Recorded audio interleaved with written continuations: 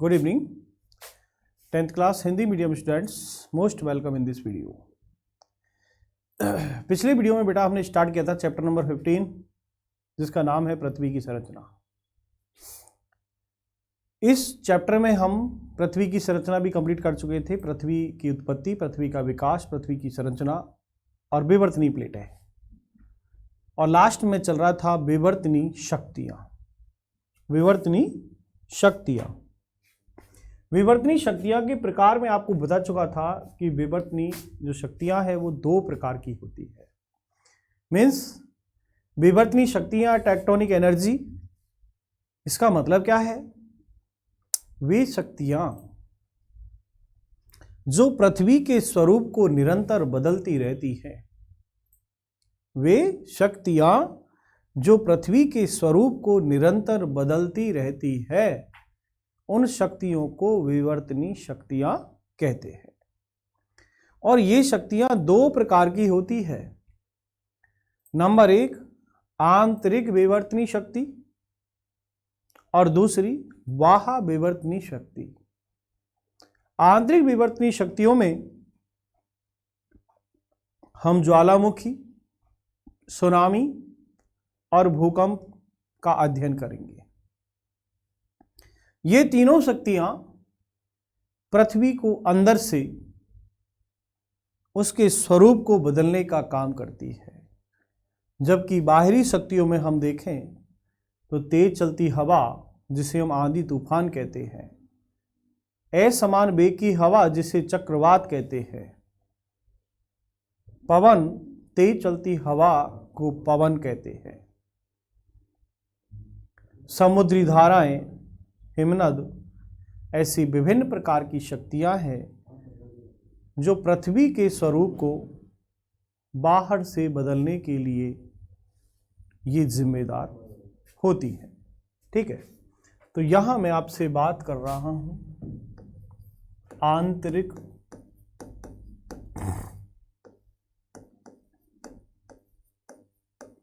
विवर्तनिक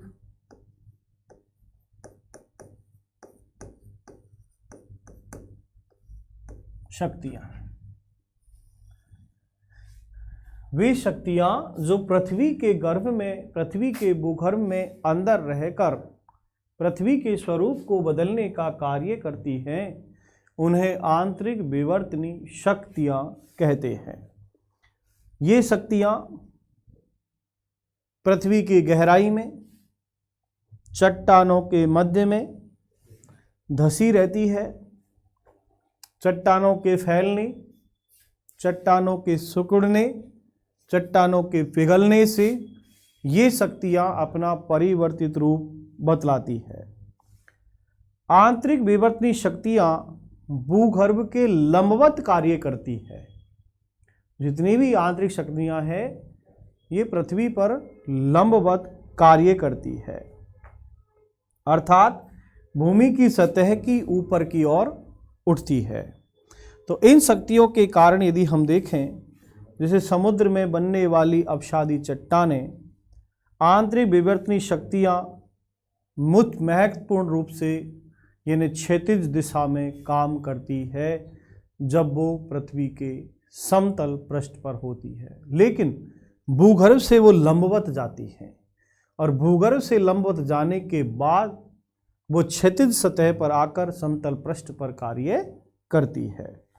तो यदि हम देखें, इन जो विवर्तनीय जो शक्तियां हैं ये क्षैतिज दिशा में कार्यशील होती है तो तरंगें उत्पन्न करती है, और इन तरंगों के कारण भूपृष्ठ की चट्टानों पर भारी उथल पुथल होती है। तो इस आंतरिक विवर्तनीय शक्ति के कारण मुख्य रूप से ज्वालामुखी,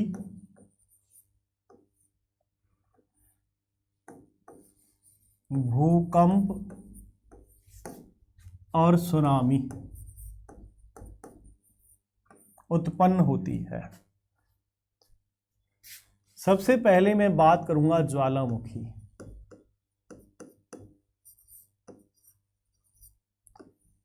इसे कहते हैं वोल्केनो, ज्वालामुखी। नाम से ही पता है, ज्वाला और मुखी। पृथ्वी की सतह को फाड़कर, यानी मुख बनाती है ज्वालामुखी। पृथ्वी की जो सतह है उस सतह को फाड़कर एक तरह से मुख बनाती है जिसमें ज्वाला निकलती है।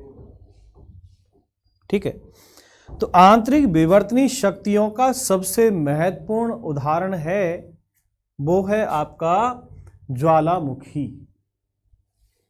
और ज्वालामुखी की जो शक्ति है, इस शक्ति के कारण पृथ्वी के अंदर हलचल होती है जिससे धरती हिलने लगती है। ध्यान से समझना बेटा, ज्वालामुखी आंतरिक विवर्तनीय शक्ति का प्रमुख उदाहरण है। इस ज्वालामुखी के कारण पृथ्वी अंदर से हिलने लगती है और भूपटल को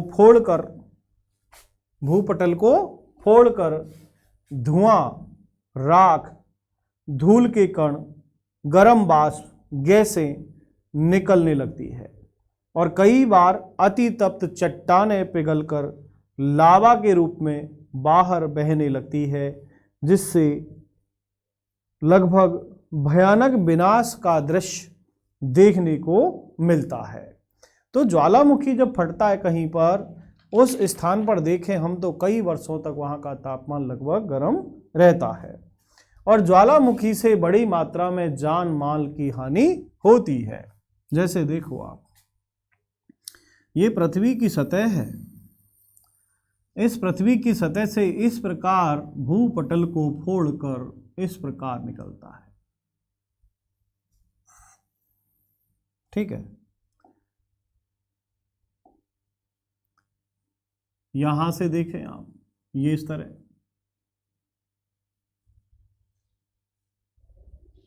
ये ज्वालामुखी। ठीक है, इसका काफी भाग इस तरह फैलता हुआ है।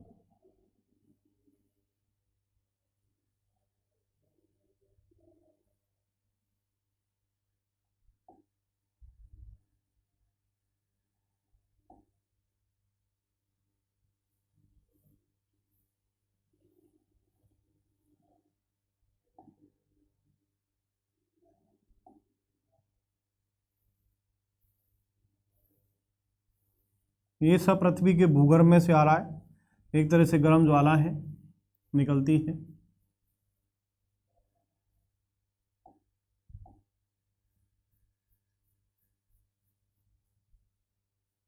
ठीक है,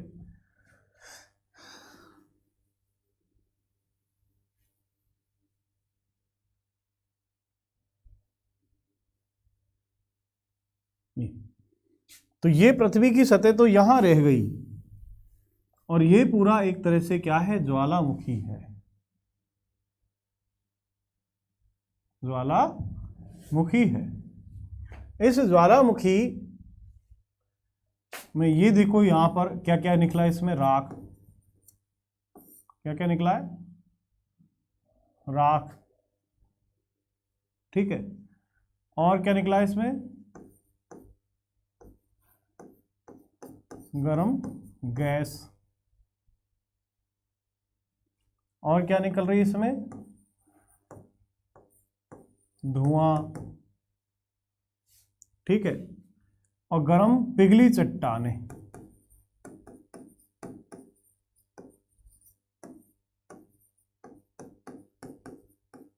गरम पिघली चट्टानें।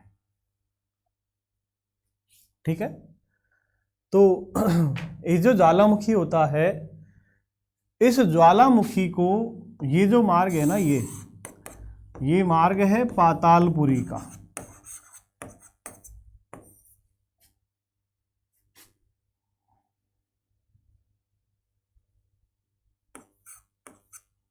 पातालपुरी का मार्ग, जो रोमवासी हैं, रोमवासी ज्वालामुखी को पातालपुरी का मार्ग मानते हैं। रोमवासी पातालपुरी का मार्ग मानते हैं ज्वालामुखी को। तो देखिए, ज्वालामुखी के कारण जान माल की बड़ी हानि होती है। पृथ्वी के बने मुख से ज्वालाएं निकलती है, पृथ्वी के बने मुख से ज्वालाएं निकलती है, और इन ज्वालाओं के कारण इनका नाम पड़ा है ज्वालामुखी। ठीक है। अंग्रेजी में ज्वालामुखी को कहते हैं वोल्केनो।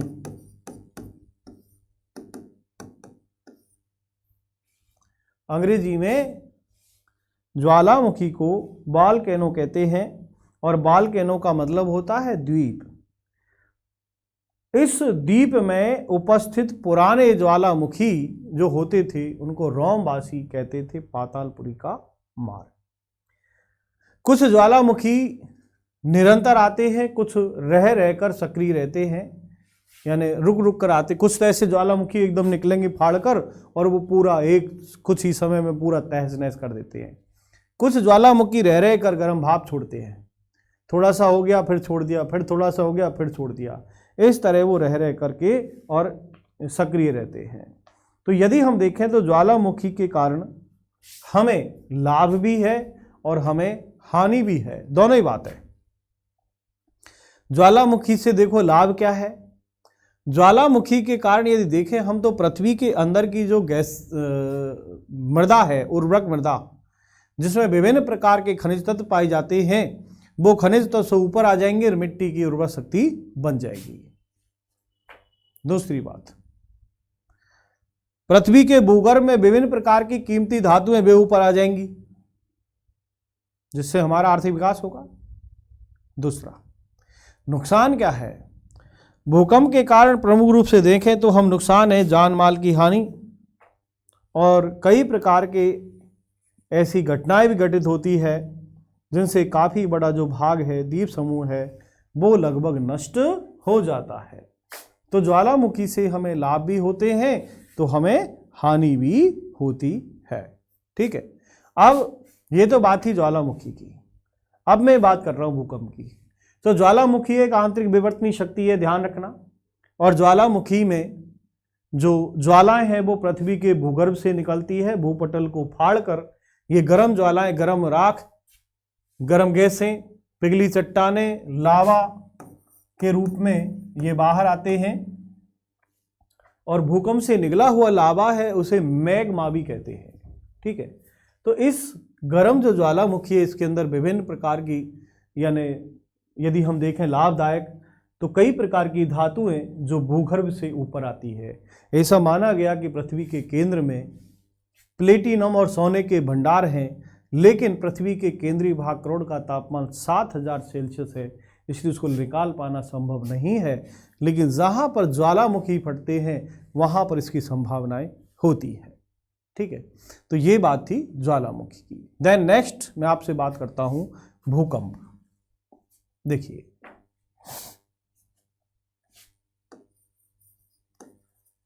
भूकंप इसे कहते हैं अर्थ क्विक। अर्थ क्विक, भू प्लस कंप। भू का मतलब पृथ्वी और कंप का मतलब है कंपन या हिलना। ठीक है। अब पृथ्वी अपनी धुरी पर चक्कर लगाती है, लेकिन कई बार पृथ्वी अपनी जगह पर रहकर यदि कंपमान हो जाए, इस घटना को कहते हैं भूकंप। भूकंप के कई कारण हैं। प्रमुख कारण पृथ्वी की आंतरिक विवर्तनीय शक्ति। पृथ्वी की आंतरिक विवर्तनीय शक्ति, विवर्तनीय प्लेटें, कुल मिला के पृथ्वी की विवर्तनीय प्लेटों की संख्या है 29, और जब वो प्लेटें आपस में खिसकती है किसी विशेष स्थान पर तो वहां भूकंप आ जाता है। भूकंप की तीव्रता को भूकंप मापी या रिएक्टर पैमाने से मापा जाता है। भूकंप को नापा जाता है भूकंप मापी या रिएक्टर पैमाने से, इसको मापते हैं। भूकंप मापी यंत्र का नाम, इसको भूकंप मापी कह दो या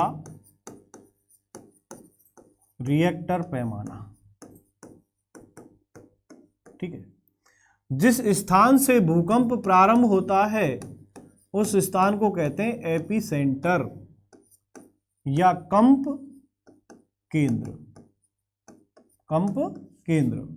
अब कंप केंद्र क्या है? जिस स्थान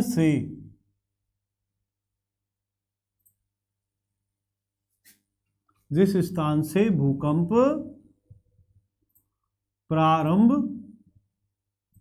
होता है, जिस स्थान से भूकंप प्रारंभ होता है उस स्थान को कहते हैं एपिसेंटर या कंप केंद्र, ठीक है। देन नेक्स्ट,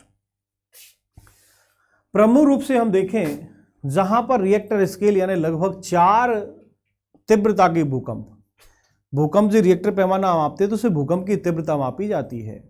और भूकंप की तीव्रता नापने से यह ज्ञात होता है कि यदि भूकंप की तीव्रता लगभग 4 है, लगभग 4, तो वो भूकंप हल्के माने गए हैं।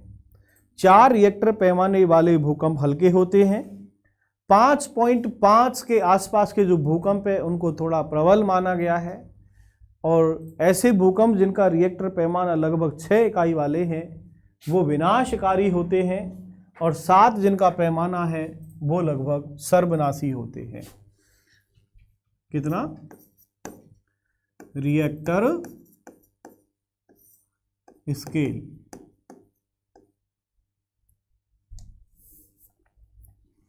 रिएक्टर स्केल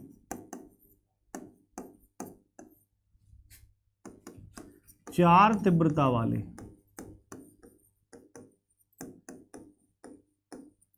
हल्के भूकंप, 5.5 तीव्रता वाले प्रबल भूकंप, 6 तीव्रता वाले विनाशकारी तथा 7 से अधिक तीव्रता वाले भूकंप सर्वनाशी होते हैं। जिन भूकंपों की तीव्रता 7 से अधिक होती है उन्हें सर्वनाशी माना गया है। तो देखिए, भूकंपों की उत्पत्ति का कारण है वो पृथ्वी के अंदर की बनावट या उसमें उत्पन्न हुआ असंतुलन होता है। मानव निर्मित जलाशयों, दाब या विस्फोट आदि के कारण भी ऐसा हो सकता है। पृथ्वी की मुख्य रूप से 29 विवर्तनीय प्लेटें हैं, लेकिन उनमें से प्रमुख 6 प्लेटें मानी गई है और वो धीरे धीरे आपस में खिसकती है, और उनके खिसकने के कारण ही भूकंप उत्पन्न होते हैं। उत्तरी भारत में यदि हम देखें, तिब्बत, नेपाल में भूकंप का कारण प्लेटों का टकराव माना गया है। भारत को भूकंप यानी वाले जोखिम के अनुसार जो 5 क्षेत्र है उन 5 क्षेत्रों में शामिल किया गया है, लेकिन भारत में भूकंप की जो तीव्रता है वो जैसे जापान या अन्य देशों से बहुत कम है।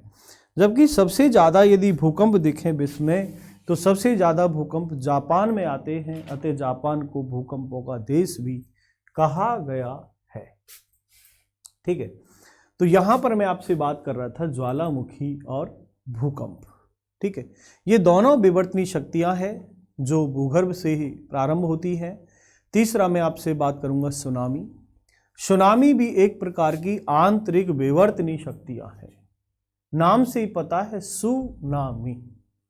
सु कहते हैं समुद्र को और नामी कहते हैं लहरों को, सुनामी। ठीक है, तो देन सुनामी मैं आपको नेक्स्ट वीडियो में शेयर करूंगा। अब इस वीडियो में इतना ही, सुनामी नेक्स्ट वीडियो में पढ़ें। तब तक के लिए थैंक यू वेरी मच।